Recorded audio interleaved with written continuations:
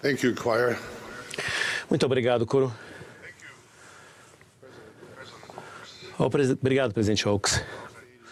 Nós amamos e o apoiamos e nos unimos a você em suas expressões de amor e admiração por nosso querido presidente Russell Nelson.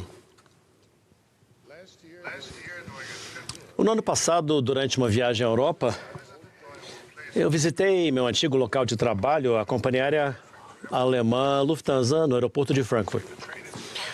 Para treinar seus pilotos, eles utilizam vários sofisticados simuladores de voo de movimento completo que podem recriar quase qualquer condição de voo normal e de emergência. Durante muitos anos, como comandante de linha aérea, eu precisava ser aprovado em voo de verificação no simulador de voo a cada 6 meses para manter minha licença de piloto válida. Eu me lembro bem daqueles momentos intensos de estresse e ansiedade, bem como da profunda satisfação ao ser aprovado no teste. Eu era jovem naquela época e gostava do desafio. Mas durante minha visita, um dos executivos da Lufthansa perguntou se eu gostaria de pilotar novamente o simulador do B747. Antes de ter tempo de processar completamente a pergunta, eu ouvi uma voz e bem parecida com a minha, dizendo, sim, eu adoraria. Assim que eu disse essas palavras, um tsunami de pensamentos invadiu minha mente. Fazia muito tempo que eu não pilotava um 747. Naquela época, eu era capitão jovem e confiante. Agora, eu tinha uma reputação a manter como ex-piloto-chefe. Será que eu passaria vergonha na frente daqueles profissionais? Mas era tarde demais para recuar, então eu me acomodei no assento do capitão, coloquei as mãos nos controles com quem eu conhecia e amava tanto. E, mais uma vez, eu senti a emoção do voo enquanto aquela grande aeronave rugia pela pista e decolava rumo ao céu infinito, mesmo apenas no simulador. Eu fico feliz em dizer que o voo foi bem sucedido, a aeronave permaneceu intacta, assim como a minha autoestima. Mesmo assim, a experiência foi uma lição de humildade para mim. Quando eu estava no auge da minha carreira, pilotar tinha se tornado muito natural. Naquele momento, eu precisei de toda a minha concentração para realizar as coisas mais básicas. Minha experiência no simulador de voo foi um lembrete importante de que ser bom em qualquer coisa, seja pilotar, remar, costurar ou saber alguma coisa, exige autodisciplina e prática constantes. Você pode passar anos adquirindo uma habilidade ou desenvolvendo um talento, pode se dedicar tanto que se torna algo natural para vocês, mas se acham que isso significa que podem parar de praticar e estudar, gradualmente vão perder as habilidades que adquiriram a tanto custo. Isso se aplica a habilidades como aprender um idioma, tocar um instrumento musical e pilotar um avião. E também se aplica a se tornar um discípulo de Jesus Cristo. Em termos simples, o discipulado exige autodisciplina. Não é uma tarefa casual e não acontece por acaso. A fé em Jesus Cristo é um dom, mas recebê-la é uma escolha consciente que requer um comprometimento de todo o nosso poder, mente e força. É uma prática diária, a cada hora. Exige aprendizado constante e comprometimento determinado. Nossa fé, que é nossa lealdade ao Salvador, torna-se mais forte à medida que é testada pela oposição que enfrentamos aqui na mortalidade. Ela perdura porque continuamos a nutri-la, porque a colocamos em prática ativamente e nunca desistimos. Por outro lado, se deixarmos de utilizar a fé e seu poder de convencimento, agimos sobre ele, passamos a ter menos certeza das coisas que antes considerávamos sagradas, ou seja, menos confiantes naquilo que antes sabíamos ser verdadeiros. Tentações que jamais nos atrairiam começam a parecer menos terríveis e mais atraentes. A chama do testemunho recebido no passado só pode nos aquecer por algum tempo. Ela precisa ser avivada constantemente para mantê-la acesa e brilhante. No Novo Testamento, o Salvador ensinou uma parábola sobre um mestre que deu a cada um de seus servos um encargo sagrado, um valor em dinheiro chamado talento. Os servos que usaram diligentemente seus talentos os multiplicaram. O servo que enterrou seu talento acabou por perdê-lo. A lição? Deus nos dá dons de conhecimento, de habilidade, de oportunidade, e Ele quer que os usemos e os desenvolvamos para que nos abençoem e abençoem os outros filhos de Deus. Isso não vai acontecer se colocarmos esses dons no alto de uma prateleira como um troféu que admiramos de vez em quando. Nossos dons só são ampliados e apenas se multiplicam quando nós os usamos.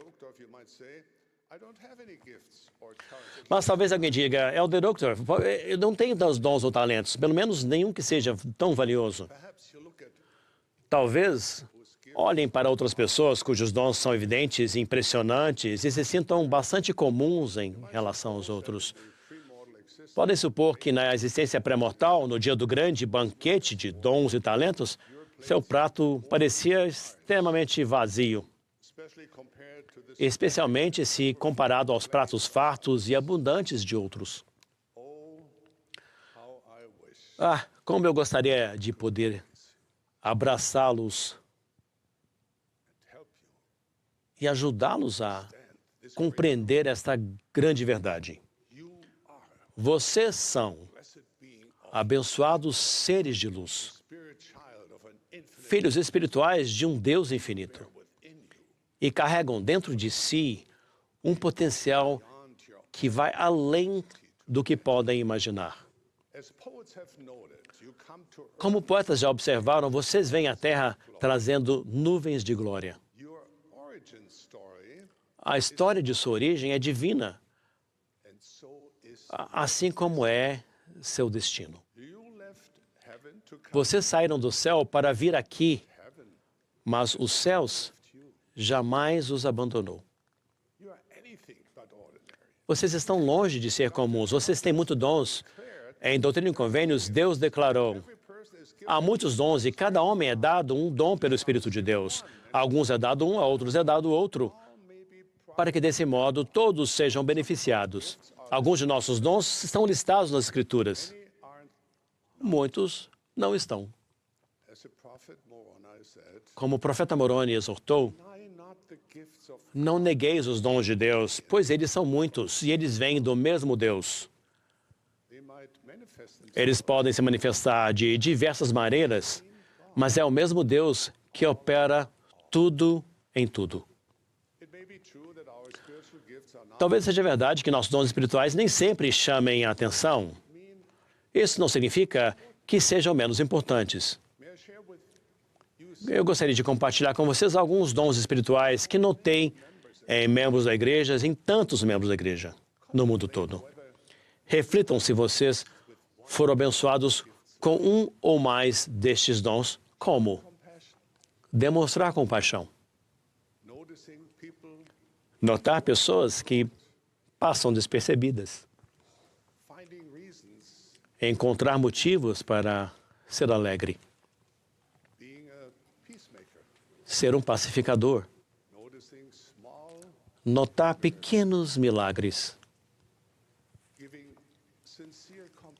Fazer elogios sinceros. Perdoar. Arrepender-se. Perseverar. Explicar as coisas de maneira simples. Conectar-se com crianças. Apoiar os líderes da igreja. Ajudar as pessoas a se sentir incluídas.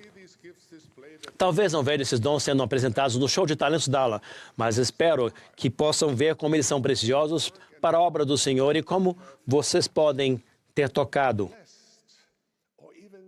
abençoado, até mesmo salvado um dos filhos de Deus por meio de seus dons. Lembrem-se, é por meio de coisas pequenas e simples que as grandes são realizadas. Portanto, cada um de nós dê sua pequena contribuição. Amados irmãos e irmãs, queridos amigos, oro para que o Espírito os ajude a reconhecer os dons e talentos que Deus deu a vocês. Então, assim como os servos fiéis na parábola do Senhor, que os ampliemos e os multipliquemos. Dia virá em que estaremos diante de nosso compassivo Pai Celestial para prestar contas de nossa mordomia. Ele vai querer saber o que fizemos com os dons que Ele nos deu, especialmente como os usamos para abençoar seus filhos. Deus sabe quem realmente somos, quem fomos destinados a nos tornar, e por isso, suas expectativas para nós são altas. Ele não espera um salto grandioso, heróico ou sobre-humano de nossa parte para alcançarmos suas expectativas. No mundo que Ele criou, o crescimento não acontece apenas de maneira gradual e paciente, mas também de maneira constante e incansável. Lembrem-se, Jesus Cristo foi quem realizou a parte... Lembrem-se, foi Jesus Cristo quem já realizou a parte super-humana ao vencer a morte e o pecado.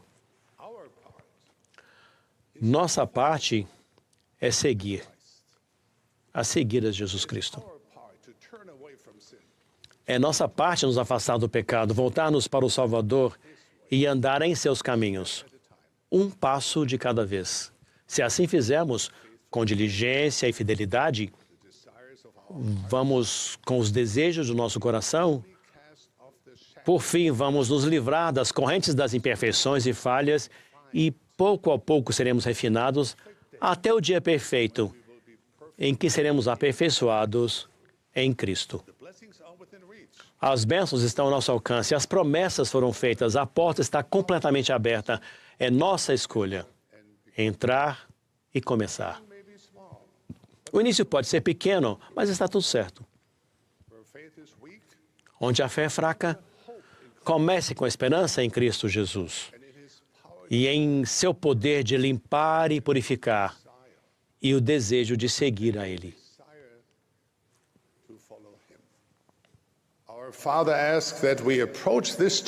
Nosso Pai pede que enfrentemos esse desafio de fé e discipulado não como turistas ocasionais, mas como discípulos dedicados que abandonam a Babilônia e voltam seu coração, sua mente e seus passos para Sião.